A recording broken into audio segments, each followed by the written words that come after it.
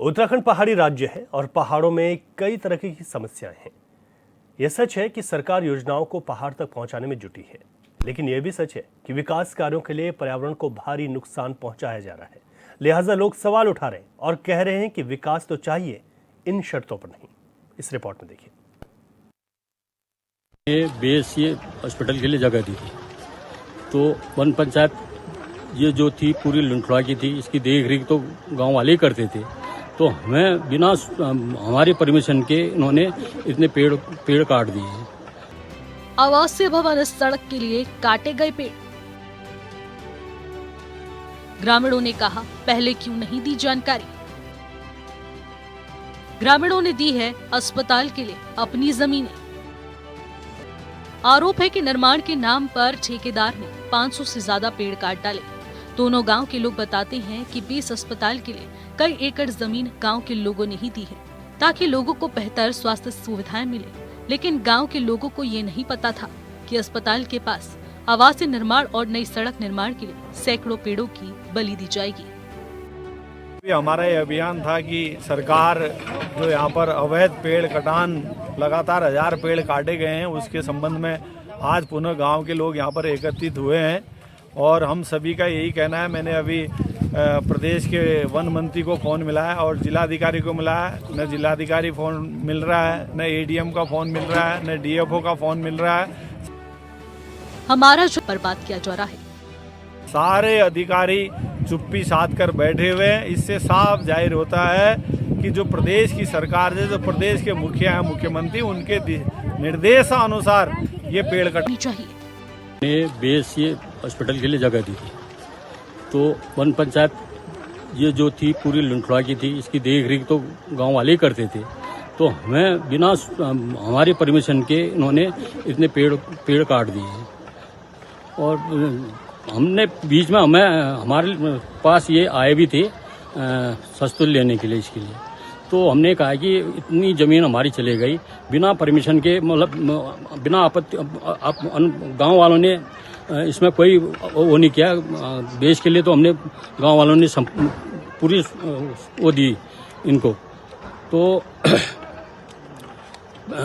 तो ये चीज़ जो है ऊपर जो पेड़ कटे हैं, इसकी बिना हमें गांव वालों को सूचना किए ही बिना पेड़ काटे गए वन विभाग द्वारा। आपका नाम? केदार सिंह लुंठी, सरपंच हूँ।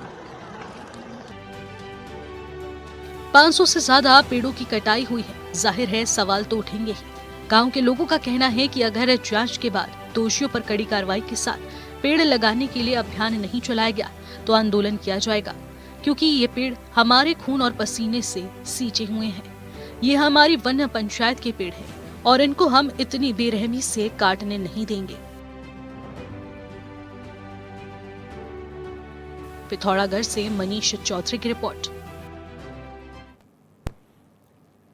तो उत्तराखंड के पिथौरागढ़ जिले में पेड़ों की कटाई कर दी गई। सैकड़ों पेड़ों को यहां पर काट दिया गया। ग्रामीणों में आक्रोश है। हमारे संवाददाता मनीष चौधरी इस वक्त फोन लाइन पर हमारे साथ हैं।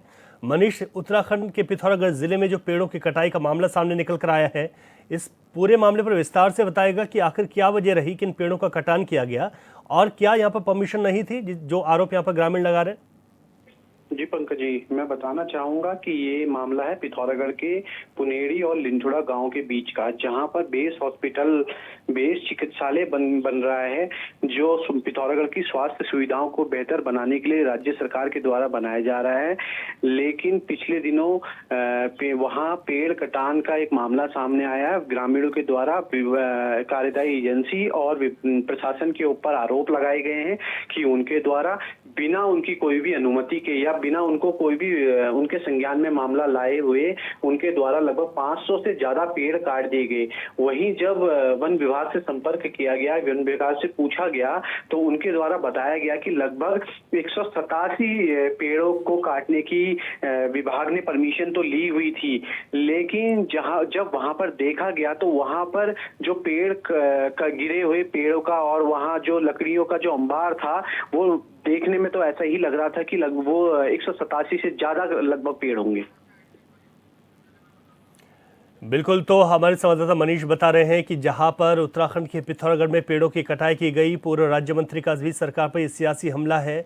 यहाँ पर कहा गया है कि 147 के करीब पेड़ों को चिन्हित किया गया था कटान के लिए, लेकिन 500 पेड़ों की बलि दे दी गई। तो मनीष, यहाँ पर कार्रवाई नहीं होने पर आंदोलन की चेतावनी दी गई है। इसको लेकर अभी तक आधिकारिक तौर पर क्या बयान सामने निकल कर आया? जी रवि जी, अभी उसकी जांच चल रही है।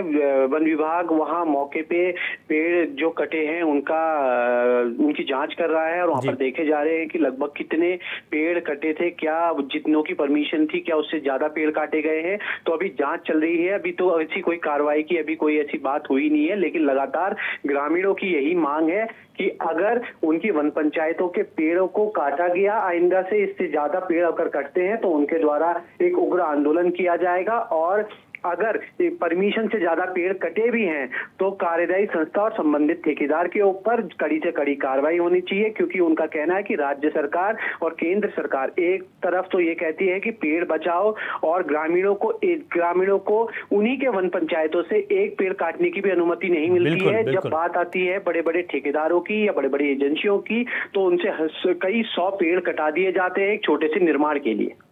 आप ठीक कह रहे हैं मनीष कि एक पेड़ के लिए जहाँ पर किसकी आवश्यकता हो तो उसको कई चक्कर लगाने होते हैं, उसके बाद वहाँ पर परमिशन मिलती भी है नहीं मिलती, इस बात का संशय रहता है। लेकिन यहाँ पर करीब 500 पेड़ काट दिए गए।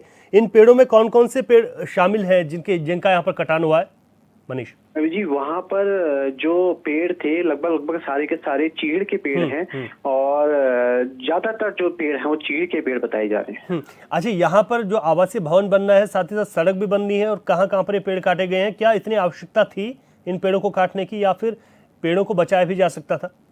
देखिए, वहाँ पर जो बेस हॉस्पिटल बन रहा है वो काफी वृहद रूप में बन रहा है, जिससे पिथौरागढ़ में काफी डॉक्टर और स्वास्थ्य सुविधाएं बढ़ाई जाएंगी, जिसका प्राइमिसेस काफी बड़ा है। और ग्रामीणों के द्वारा ही, पुनेरी और लिंठोड़ा के ग्रामीणों के द्वारा ही वो जमीन सरकार को दान में दी गई थी ताकि वहां पर को बेस हॉस्पिटल बन सके। उन्हीं के आवासीय कॉलोनियां भी बन रही है, जिसको आवासीय कॉलोनियां जाने के लिए रास्ते बनाए जा रहे हैं, जिसके लिए वहां पर पेड़ काटे गए हैं।